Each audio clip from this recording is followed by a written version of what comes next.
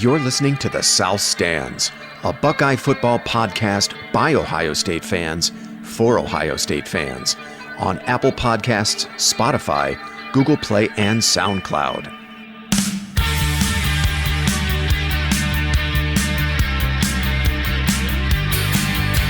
Yeah, so anyway, good to be on with you guys. I had to get my podcast fix, every 3 or 4 weeks, even if there's not that much to talk about. It was too long. Yeah. And, there is some news that's come out of the first week of spring practices, right? We were debating it. We were debating it over text, which was, the Master Teague injury. We don't know exactly. So have they said what it is yet? They never do. They never do. No. In college, they never reveal exactly what's wrong and how long they'll be out, and that's intentional. No program does that.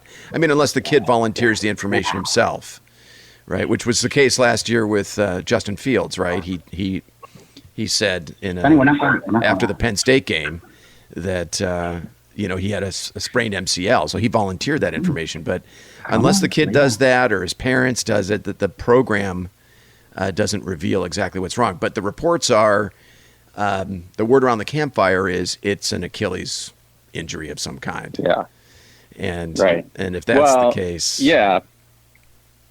Yeah, I just think that's a little different scenario, though.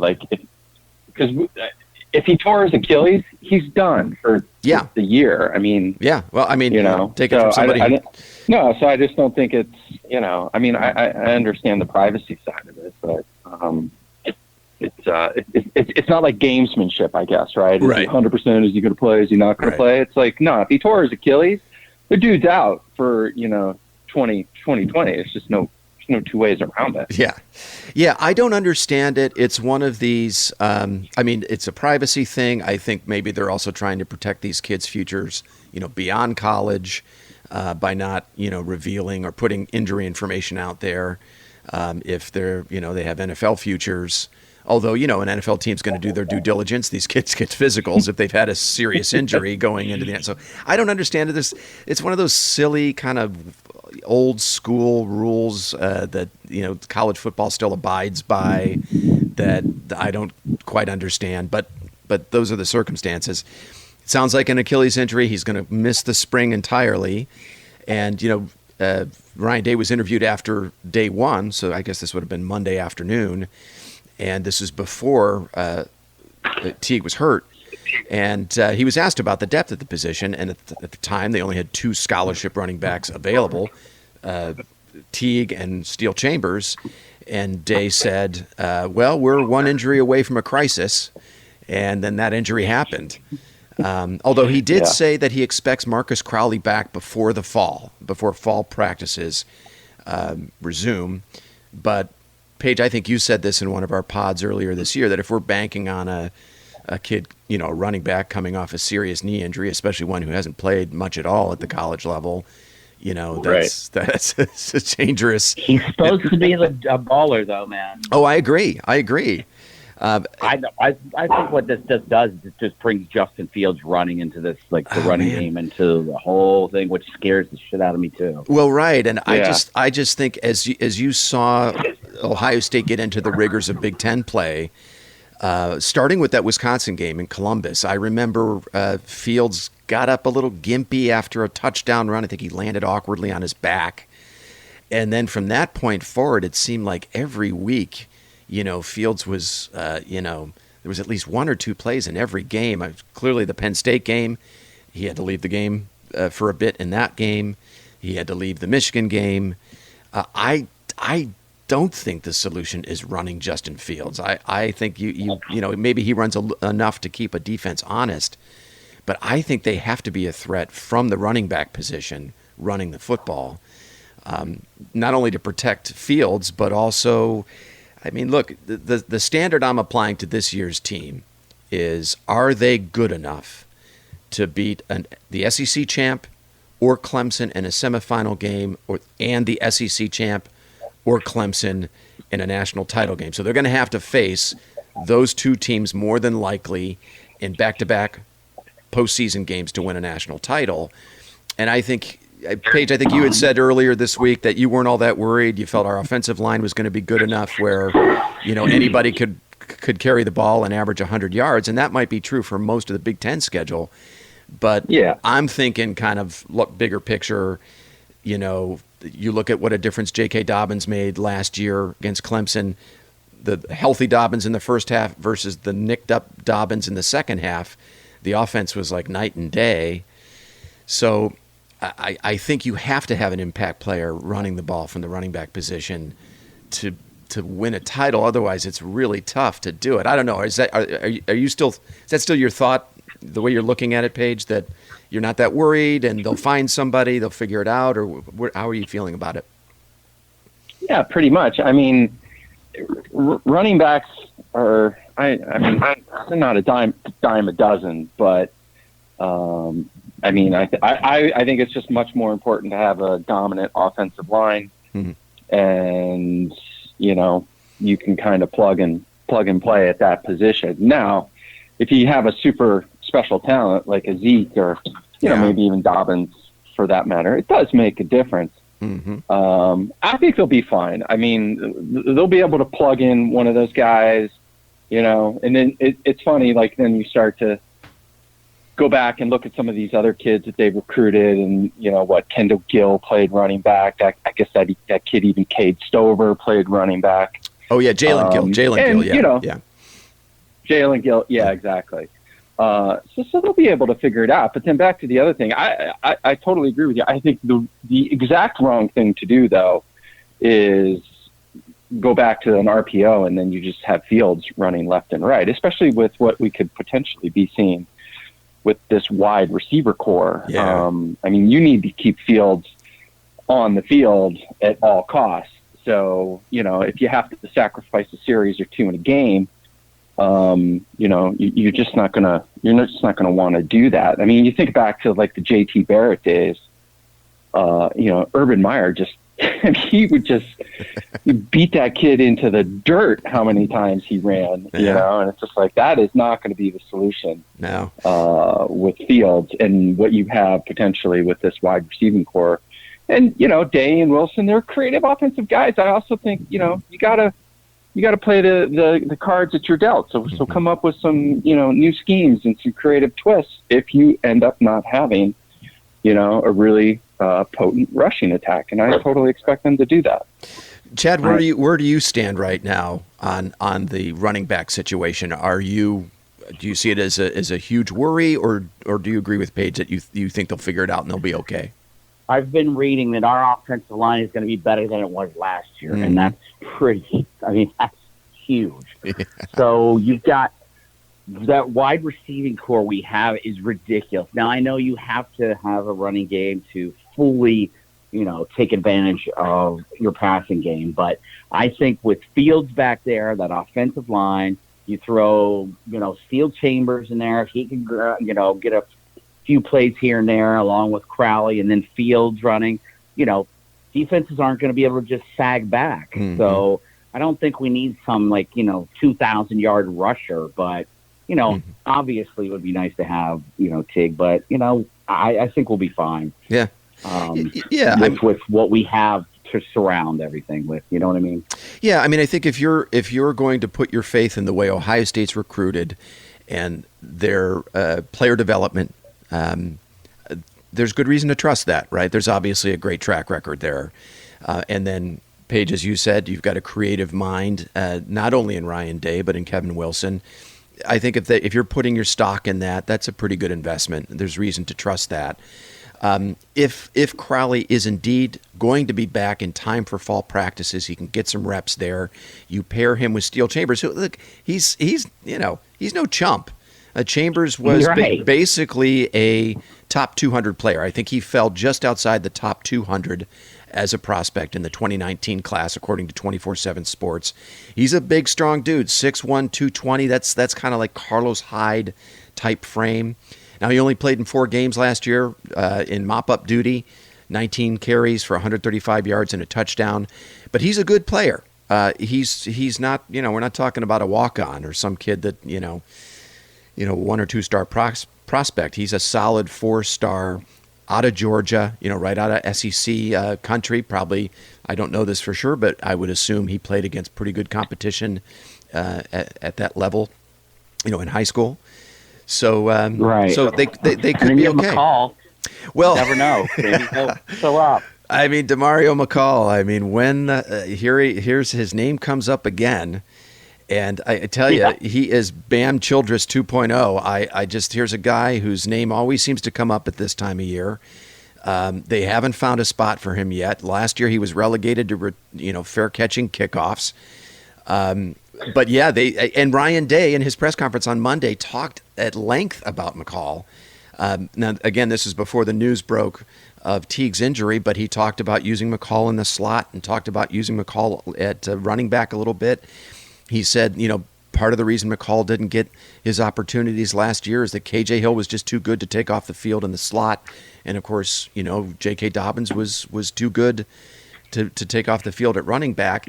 I don't know if, you wonder, does he really believe that? Is he really talking up McCall, or is he trying to motivate somebody else on the roster who may be a Jalen Gill or somebody who he's trying to, I don't know. Was he being, I think, what do you think? as you were saying that, I think he's trying to motivate McCall. He's trying to give that guy the props, and look, dude, now is your time. Yeah, your 5th year with the program. I mean, but then it goes back to your old adage, right? It goes back to your old adage, Zach. If it takes you 5 years, to be, an impact player at Ohio State, chances are you're not going to be an impact player at Ohio State. It just doesn't have the Tom Beckman analogy. Yeah, or whatever, Todd Beckman. Todd, it is. No, I mean, I think that rule applies. I've given up on putting any kind of faith into McCall. I have no idea. I just do not see where he fits in with the receiver group. I think that ship has sailed with these incoming freshmen now here, all of them here involved in spring drills.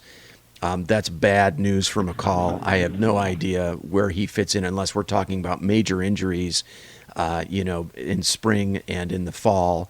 That's the only way I see any opportunities open up for him with the receiver group. And then maybe at running back until Marcus Crowley comes back. And then, I think you're fine with the combination of Crowley and Chambers, should Chambers take that next leap. The McCall ship has sailed for me. I think they can even do better. I was also reading this week about Mayan Williams after that body transformation as a freshman getting time. Yeah, could be. That is insane, man. Yeah, Mickey Marotti, man, that training program that he does. Now, is Mayan Williams? No, he has not yet joined the program yet, or has he? Is he involved in spring drills? Yeah, Yep. Oh, he is. Okay, all right. Yeah. So then he hasn't. I don't think he has, and I don't think that's Mickey Marotti did that. Yeah, that's right. You're right, because I mean, they only have one scholarship tailback participating in spring drills, and that's Steele Chambers, and Mayan Williams has not yet arrived. So you're right, Paige. I think you're right. Regardless, that dude, I don't know what he was doing. I don't know if that was Whole30 or ketogenics or something, but it freaking worked. I'm going to start that program tomorrow. And today, we'll see. We'll see what kind of player he develops into when he gets to Columbus. But he was the 625th ranked prospect in the 2020 class. Is there an opportunity for Jalen Gill? I know he played a little running back, Paige, as you mentioned, in high school. Maybe we're all getting in a kerfluffle over something that's going to be resolved by the fall. It seems as though that might be the case. And then, I was listening to the Cleveland.com guys, and Doug LeMarie, he wasn't totally sold on Master Teague to begin with. Most of Teague's carries last year came against second teams and in mop-up duty late in games, long after the outcome had been decided. So how much stock could you really put in Teague anyway? I know he was somewhat injured toward the latter part of the year, but in that Clemson game and in some of the other late games, Penn State, Michigan, he didn't really do much, right? He I don't know.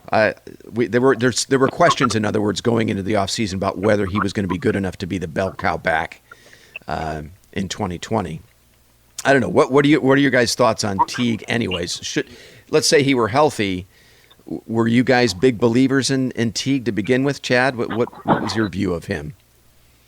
I don't know, man. I some of those runs he had last year, regardless of second tier, like he was run over people. Yeah. So I don't think he's I don't think he's any slouch. Right. Do I think he's a J.K. Dobbins? No. Do I think he's, better than, DeMarco McCall? Yes. Yeah. So I think, like we alluded to earlier about the offensive line and with Fields and that receiving core and all those factors, and, you have somebody like Master Teague, then, so that's why I think, I don't think he's a slouch. I don't think he's some 1,500-yard rusher, but, that's why I don't feel so bad about having somebody like a Steel Chambers or, Marcus Crowley coming in there. Mm-hmm. But I don't think he's a slouch by any means. He had some nice runs last year, regardless of who we played. Yeah. I mean, just stuck his head down and ran over people. Yeah, I went back and looked at some of his earlier tape. There's a partner, I think I was telling you at the firm where I work, who grew up in Columbus, is a huge Ohio State fan, and he was out in Arizona. He actually met Master Teague's father at a fan event or something before the Fiesta Bowl, and his father said that Master was actually hurt toward the latter part of the year.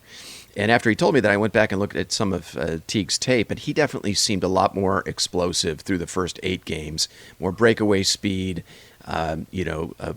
greater acceleration, and then toward the latter part of the season. Now, the competition had something to do with it, but he didn't seem as explosive. I don't know. Paige, what's your view of Teague? Is this a big loss? I mean, do you think he's a really a good player, or is he replaceable? Somewhat contradictory to what I said before, but yeah, I think it's a pretty big loss. And it also makes me wonder, if he was hurt towards the latter half of the year, then why was he playing? Why wasn't Day playing somebody else? Yeah. And then maybe that's because there was such a steep drop off. Yeah. But yeah, I mean, we'll be fine. I think just overall depth is an issue. And so, it's at some point you're going to need some bodies back there. Yeah. And I think the ceiling was higher for him than maybe some people, are giving him credit for, and especially if he was hurt. So, but overall, again, I think I said this on the other pod. It's oh, poor Buckeye fans, we don't have a 5-star running back back there, and it's the only area on that entire offense that you could point to that just doesn't say, look, I mean, there's maybe one other team in the whole country, maybe 2, that, is going to have the explosiveness and the depth and the experience that we have at every other position on the offensive side of the ball. Yeah. I mean, it's crazy. So they're just going to have to figure it out and piecemeal together. Yeah. Yeah. For a scale of 1 to 10, 1 not being concerned at all, and 10, it's a crisis. I can't dismiss it as a minor issue.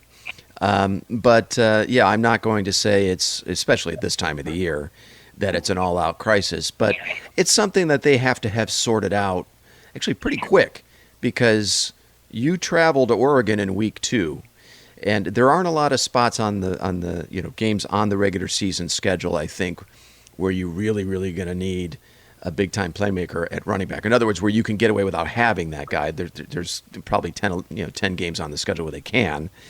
But the Oregon game on the road is not one of them. That's where you're going to need production at running back. If it's 3rd down and 3 in the fourth quarter, you're trying to run out the clock, you have to have a guy you can trust there to get that yardage. And I'm sorry, it can't be Justin Fields. I just don't think he's durable enough to handle the pounding of 15 carries a game. Even a guy like J.T. Barrett, who is a sturdier, more durable player, that's a guy who left the Michigan game twice in his career in a 1-score game. So you got to be careful about how much you run Fields. The game at Penn State is the other challenge during the regular season where I think they're going to need production from the running back, and then certainly in the postseason. So I'd say I'm probably about a 5.5 or a 6. It's something, fortunately they have time to figure out between now and fall practices. But they got to get that figured out. They have to have a good player there in order to win a national championship, in my opinion. If you guys don't have and any, they will. They're Ohio Yeah. State. They're Yeah. not going to have a freaking walk on, as running back. Yeah. I mean, they'll figure it out. It's just, Yeah. I don't know. I agree with everything you said. I'm about a 4 on the freakometer scale. freak meter. Chad, where are you on the freak meter? You know what? I'll be honest. I'm probably I like that Paige, but I'm about a 3.5, 4. I'm not Okay. freaking out at all. Okay. Yeah, there's time. Yeah. I mean, would I feel, would I maybe sleep a little better at night? Maybe, fall asleep faster if Teague was playing. But really, I have no problem going to sleep, so it's all good. Yeah. Yeah, nothing in Ambien won't take care of, buddy. So if you guys have any other comments on the running game, I thought let's move on to another interesting development, which was the idea that Baron Browning will be taking reps at the weak side linebacker and then potentially also defensive end. Now, this information came from an interview with Baron Browning. He has not yet participated in spring drills, but there was an interview with Browning earlier last week where he said that he would be taking reps at weak side linebacker, and he was also told they might want to use him a little bit at defensive end. Browning is one of the guys I identified during our last pod that needs to find another level in 2020 for this defense to reach a championship level.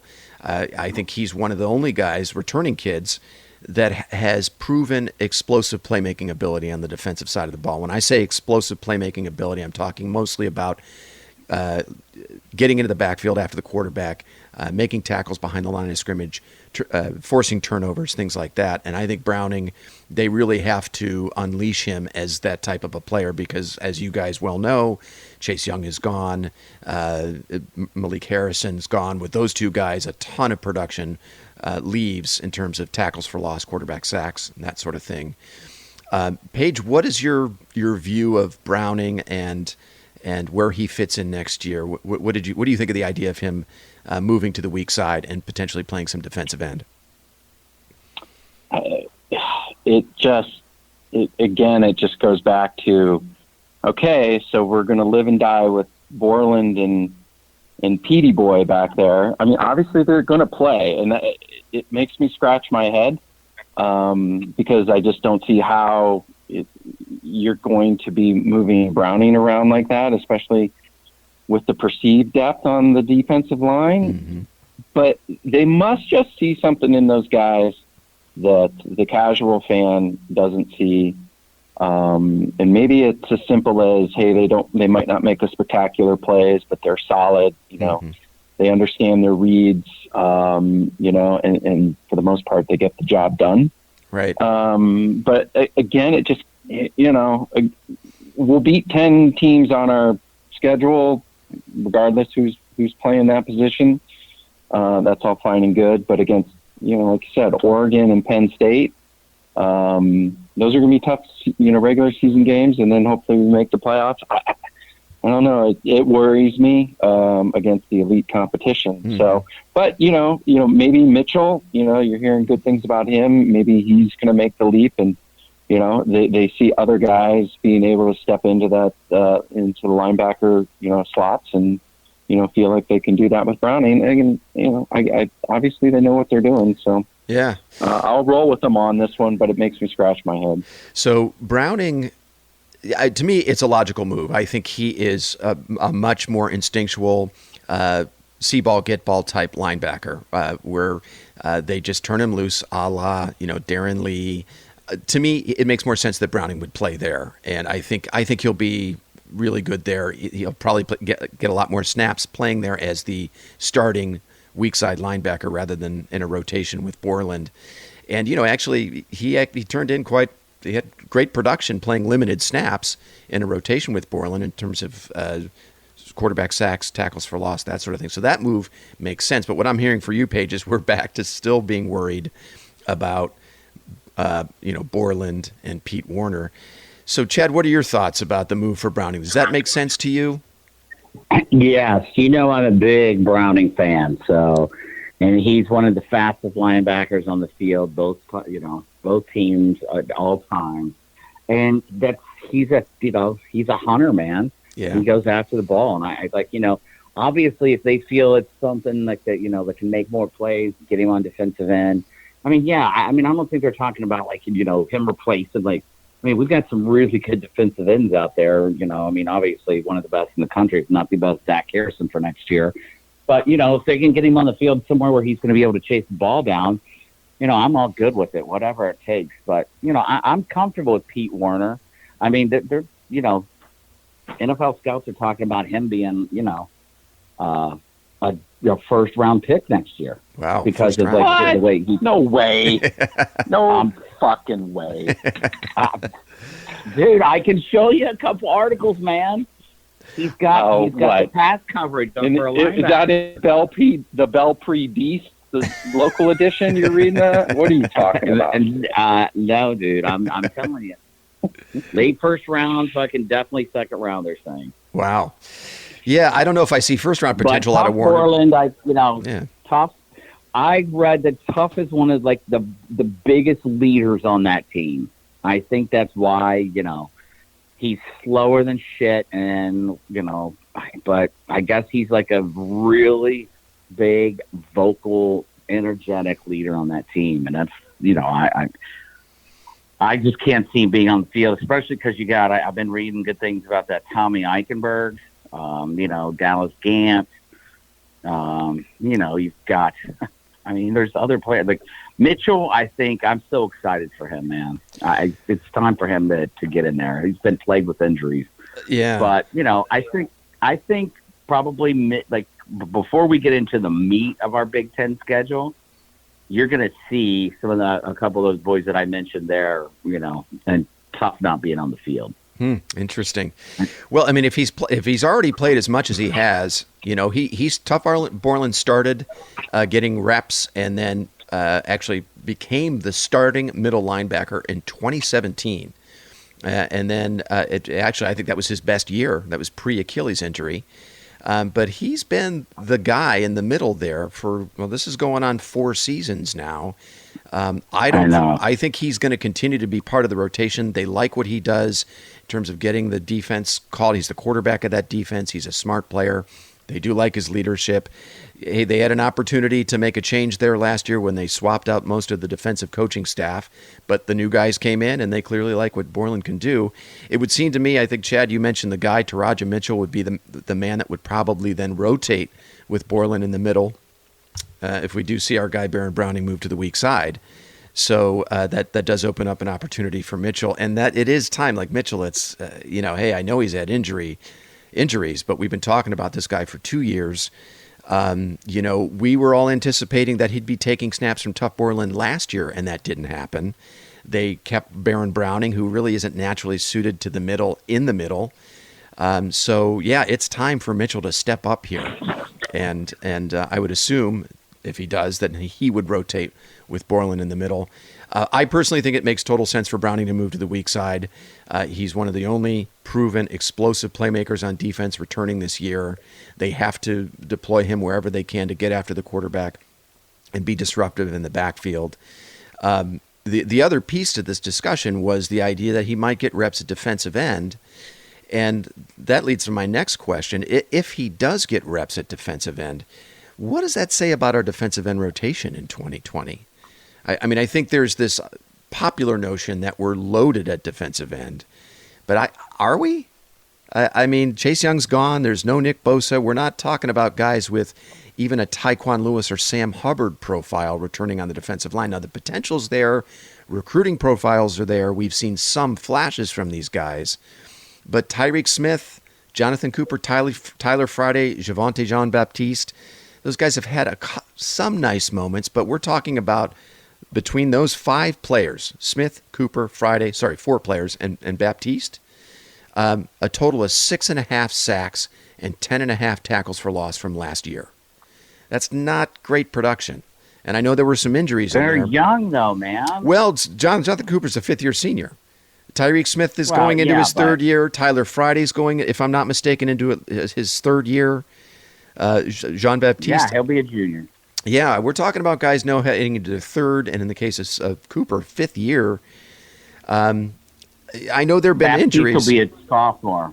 Okay, Baptiste will be a sophomore. Okay. I think if what Browning is saying is true, I think they're a little worried about the ability of the defensive ends to get in the backfield and be disruptive. I think these are good, solid players. I agree with you. I think Zach Harrison, of all the defensive ends returning, is the kid to watch. I think he's going to take that next step. He had 3.5 sacks last year, 5 tackles for loss. I think Harrison is going to be one of those playmakers, but I'm not sure about the other guys. And if you're talking about Baron Browning taking snaps at defensive end, if that does indeed happen, that to me is a sign that maybe the defensive coaching staff's a little worried about the explosive playmaking ability from the kids that they have rotating there. Paige, what are your thoughts on that? Could be. I mean, they could be a little worried about it, but maybe not. I mean, and I think defensive end is one of those positions, right, where time does matter, right? Mm-hmm. I mean, you come in and, 18 years old and, a couple years in the program, or legit strength and conditioning, regimen, mm-hmm. proper eating habits. And I think guys can make huge transitions from year to year. Mm-hmm. But, I,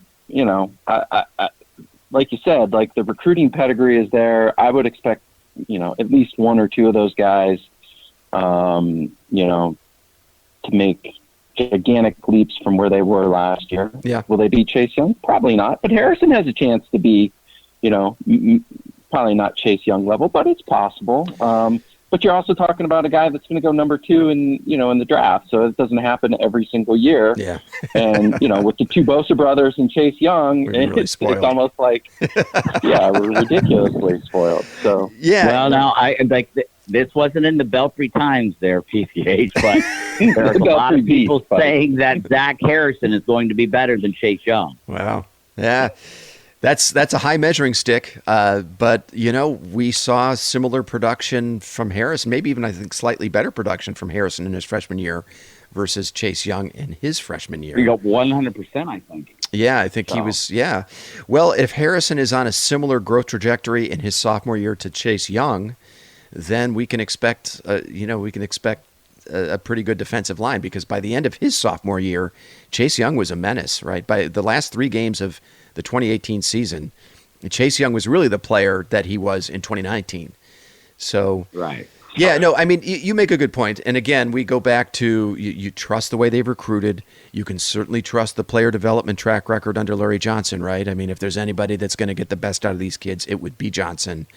And, maybe the measuring stick isn't necessarily the next Chase Young or Nick Bosa. Maybe it's a Tyquan Lewis or Sam Hubbard. If one or two of these kids can reach the Lewis or Sam Hubbard level, we can live with that. That's going to be a very good defensive line. Yeah. Tyquan Lewis won the Big Ten defensive lineman of the year one year, right?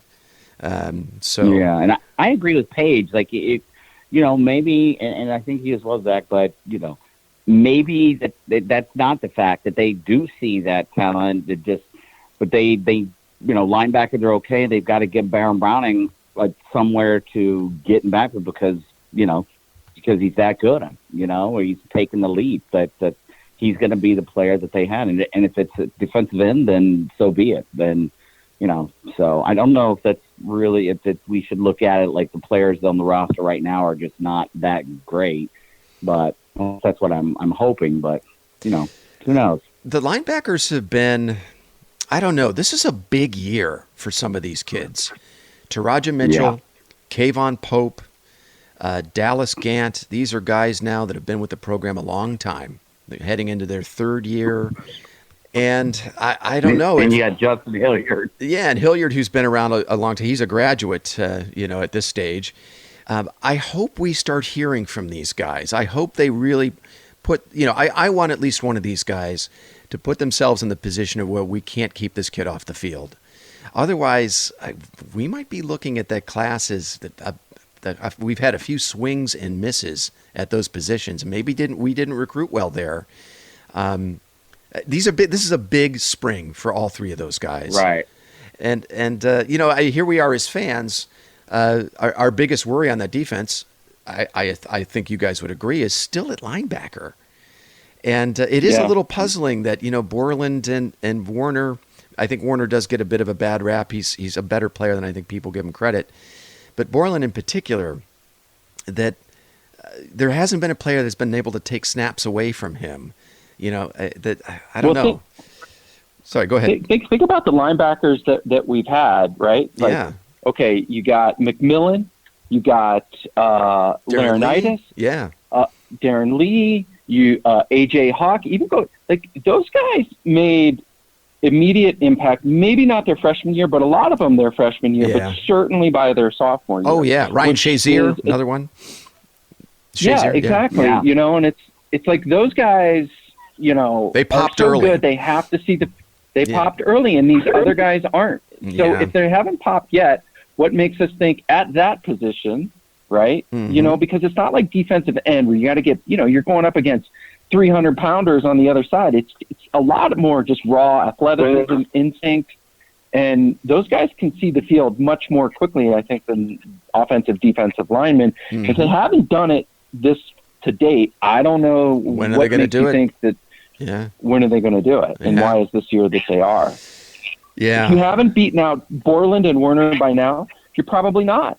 I agree with you. I'm a little worried about that. I'm a little worried about how they've recruited there, that none of these guys has popped and has really forced the hands of the coaching staff to play them. I guess you can factor in some injuries in the case of Mitchell, but the star players we've had at those positions in previous years all emerged earlier in their career. Now, we have seen at other positions, veteran players become kind of what Urban Meyer likes to call self-made players, right? Who maybe came into the program, weren't, highly touted, but developed. Like Terry McLaurin's a perfect example, right, of a self-made player. And maybe one of these guys can emerge as a quality contributor who just took a little while to get to that point. But, in their junior and senior years, they're guys that can be relied on.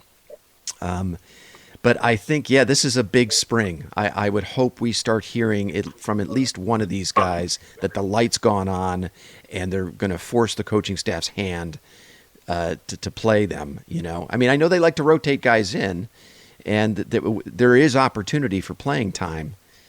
I don't know. Maybe it's just the off season and there isn't, there's no games being played and I'm just making things up to be worried about. But to me, that seems a legitimate concern.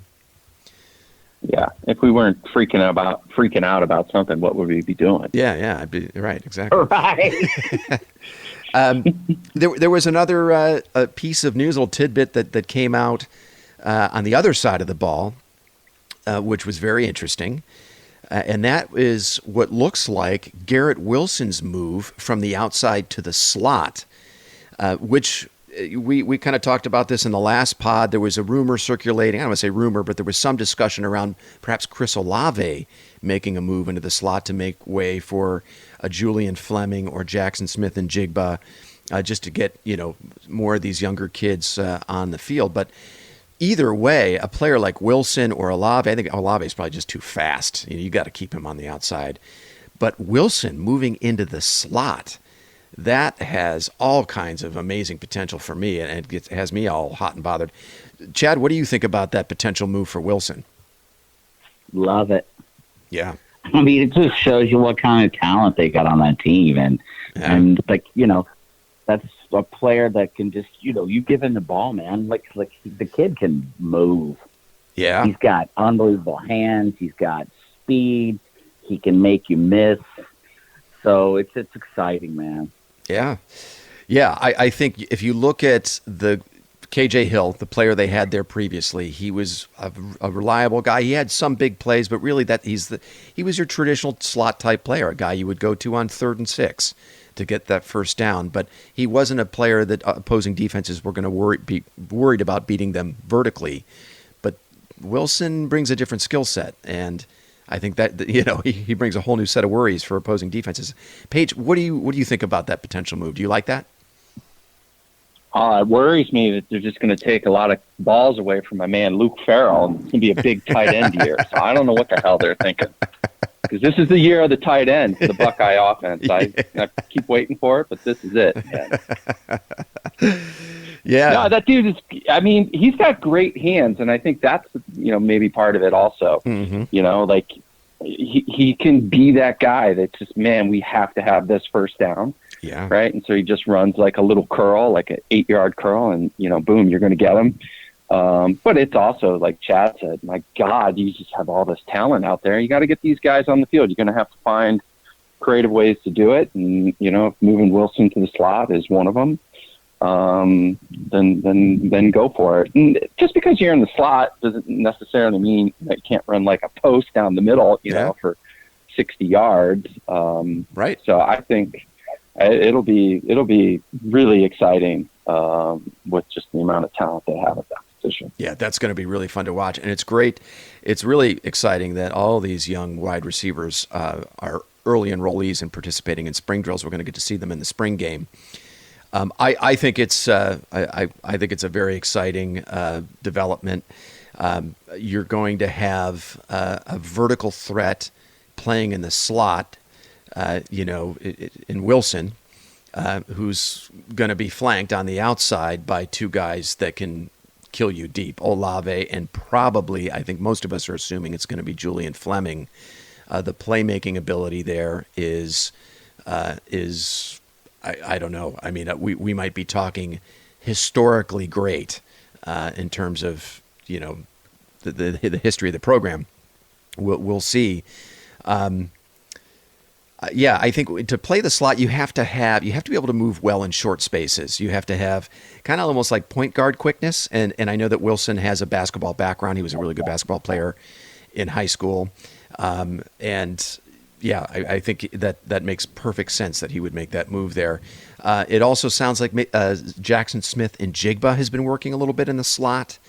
And of course, DeMario McCall's name comes up. He's a guy that Day talked about in the press conference, and all of the, the beat writers are talking about. I don't know where McCall fits into the picture, though, with that kind of talent playing ahead of him. And then I guess the next question is, how much will Ohio State rely on these young freshmen? Day had said in his press conference on Monday that all the young guys, G. Scott, Smith and Jigba, Mookie Cooper, Julian Fleming, all look better than he expected for a first spring practice. You had a guy like Smith and Jigba who is, I guess, in Texas they have spring practices, the high school programs have. I guess they don't yet have that in Ohio high school football. A lot of these guys take part, they take part in these 7-on-7 drills, and they go to these camps. All of these kids participated in those, those extra programs, and they're much more polished than, incoming freshmen used to be. So I would expect, at least 3 of those kids to crack the 6-man rotation, right? That's what Day said in a previous press conference. That was going to be the goal. They're going to identify their 6 best players, and those will be the kids that will get the majority of the snaps. I don't know. Great problem to have, man. Yeah, great. Yeah. So then the question is, if we're looking at, a probable 6-man rotation of Olave, Fleming, maybe Jamison Williams and G. Scott on the outside, Garrett Wilson and maybe Smith and Jigma in the slot, that's going to leave some kids out of the mix who've been with the program a while. I've asked you guys this question a couple of times. What's the over-under on receivers entering the transfer portal after the spring? What do you think that number is going to be? What do you think, Paige? Well, the over-under number is definitely 2, and I'm probably on the over on that. Yeah. Well, so it'll be interesting to see though if they pass, right? So they're trying to pass the new law or new rule, right? Transfer rule, so yeah. You don't have to sit out a year. When does that go into effect, right? Does it go into effect in 2020, or does it, which probably won't, it'll be 2021. Yeah. But if it could be 2020, and again, it's like, look, if you've been in a program for 2 years, 3 years, and freshmen come in and they're taking your reps, you got to go. I mean, it's just, I mean, what are you going to do? You're going to run out of eligibility. And especially if you don't have to sit out a year, you're gone. And so, yeah, I could totally see 2 or 3 of those guys, hitting the portal for sure. Chad, would you agree with that? Yeah, because they could probably, like I think you might have said that, Zach, they could be starting in another program, you know what I mean? So, yeah. And then you've got Jeremy Rucker, dude, who I think he's going to have a big year, and then you got Farrell. There's a lot of weapons on this offense. So going back to what we started out the pod with, discussion is the Master Tig. I mean, Jesus, it's crazy. Yeah. Yeah. Well, you would think they're going to rely heavily on the passing game if there are some kids that just aren't quite, if they're, you got a guy like, Crowley who isn't quite ready yet and might not be able to emerge as an impact player until the second half of the season because he's still recovering from an injury, then they're going to rely heavily on the passing game. Either way, they're going to rely heavily on the passing game. I would think, last year they were a run-heavy offense, believe it or not. They relied, I can't remember what the percentage was, but they were a run-first offense. I think we're going to see a shift in that either way, even if a good player emerges at running back for them. Yeah, I'm looking at I'm looking at the roster now. You have kids like Jalen Gill, Elijah Gardner, Cameron Babb. Gill especially as a kid who was one of the top prospects in the 2018 class. He's a local kid, 5-star, depending on what recruiting service you're looking at. Here he is. He's unavailable for spring practices, and there's a 5-star player working at his position right now in Garrett Wilson. That's just not a good sign for him. And, what's the likelihood that he comes back even healthy and he's going to take reps away or snaps away from a player like, Garrett Wilson? Highly unlikely. So I agree with you, Paige. I think we're looking at least 2 receivers entering the transfer portal. It could be 3. I'm looking at a kid like Gill, Elijah Gardner, and Cameron Babb. I just don't know where those guys fit in. And, they're young players with, relatively young players with several years of eligibility still left. I think it's fish or cut bait after the spring game, or this spring, and then after the spring game, they're going to be forced to make a decision, I would assume.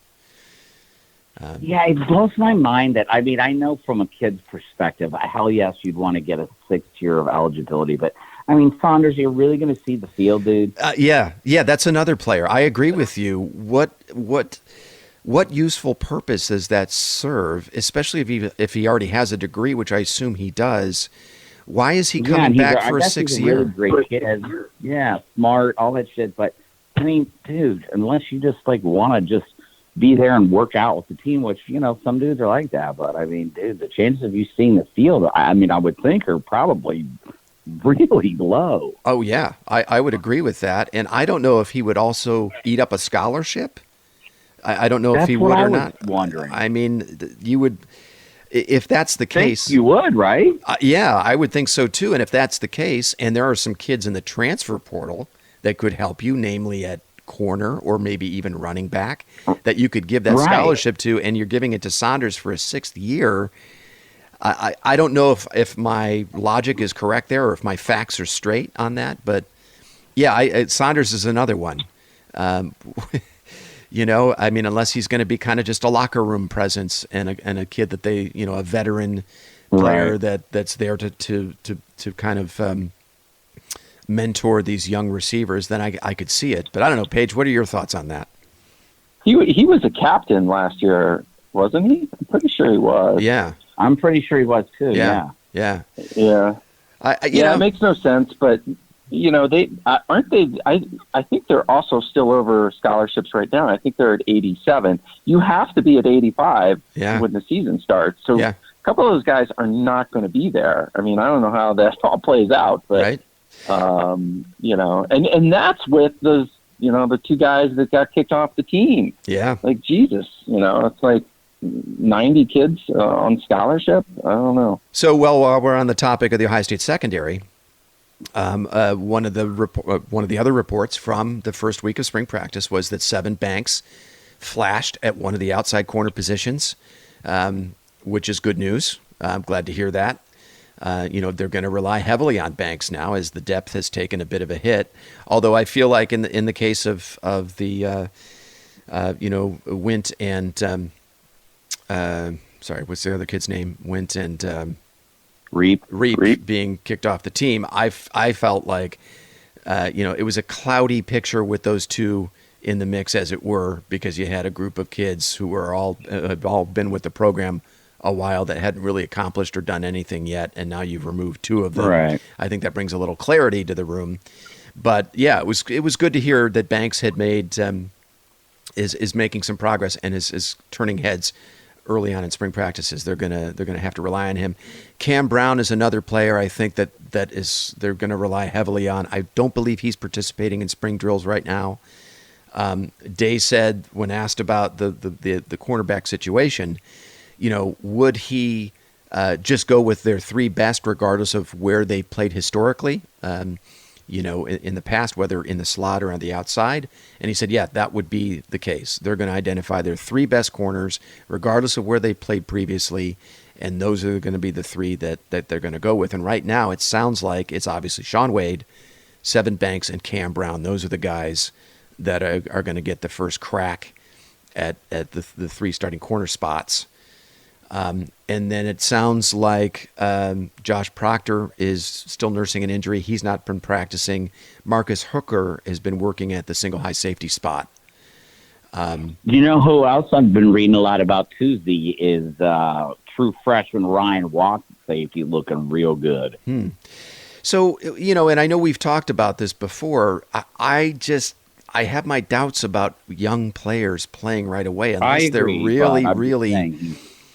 Well, who was the last freshman we've had that it was probably like a Dante Whitner or a Mike Doss, right? I mean, you tend to have to be a special player to start seeing playing time in the 2 deep. But maybe if there was a year where a young guy could emerge, it would be this year, right? Because there's a lot of questions back there. Paige, what are your thoughts on the secondary? Do you have anything? It's just what you guys said. I mean, you're going to have guys step up. It's the reality of the situation. So if it's Brown or Banks or whoever it is, and even if they're not freaking awesome, they're going to play. Somebody's got to play back there. So what are you going to do? Yeah. Well, a lot, obviously a long way to go yet in the secondary competition there. We're only 1 week into spring practices, and no doubt there's going to be a few more developments there. Hey, can I ask PVH questions, Z? Do you mind? Not at all. Go ahead. Hey, PVH, you're getting a little nervous about that bet we got going. 4-1 on the Sweet 16 and 10-1 on the Grade 8. The Buckeyes are looking good, dude. Yeah. No, I'm not nervous about that bet whatsoever. I didn't realize we played today at 4:30 against Michigan State. That's pretty sweet. Yeah. Season finale. Yeah. We do. Yeah. How about that? The key, Sorry. Yeah. If that, what's his name? EJ Liddell, man. If that guy, you can see him getting better. He could be I know he's balling for a deep run. So, yeah, then I might get a little bit nervous about that bet. Walker stepping up. You got Muhammad stepping up. But they're going to, dude, they got some talent, man. Yeah. I like this team. I think, if you look at what they did before the Big Ten schedule started, beating up on some really good teams in Kentucky. And Kentucky's like number 5 or 6 right now. Yeah. So, this is a good team. And they've beaten some good teams. I think the Big Ten is brutal this year. They've all been beating up on each other. It sounds like they're going to send as many as 10 teams to the tournament. I don't think today's outcome really means much of anything. I'm not sure how much it helps their seeding in the Big Ten tournament. I think I don't know if they win. I don't believe they would get a second bye. I think they're going to be forced to play. When does this tournament start? Starts Thursday, so that their first game will be Friday. But I'm with you guys. I think this team could do some. Selection this week. The Big Ten tournament starts this coming week. Next week. Right? Yeah, next week, Okay. and then Selection Yeah. Sunday is a week from today. Yeah. Crazy. What are they saying? They're about a 6 seed at this point? That sounds about right to me. I know that's where they would fall in the Big Ten tournament. But yeah, somewhere between 6 and 8. I mean, look, if you're a 1 or a 2, do you want to see an Ohio State in the second round? I wouldn't. I mean, this is a team that's beaten, they've beaten some really good teams. Some of the Blue Bloods already this season. They've shown that they can do it. I think this could be really fun. I love the guard play. I think the guard play hasn't been. You don't have any future NBA. There's no Mike Conleys on that team, but the guard play, in my opinion, has been better this season than in recent past. They're good.